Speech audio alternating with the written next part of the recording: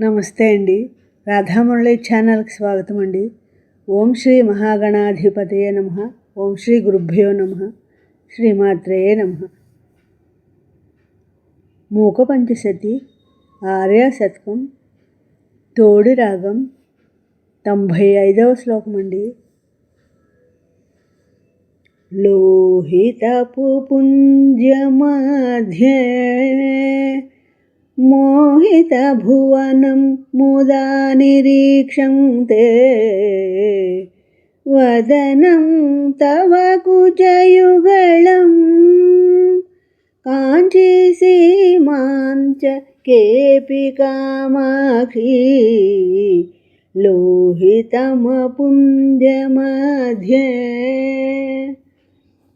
లోహితముపుంజమధ్యే మోహిత భువనం ముదా నిరీక్షంతే వదనం తవ కుజయుగళం కాంచీ సీమాంచ కేపి కామాక్షి లోహితమపుంజమధ్యే.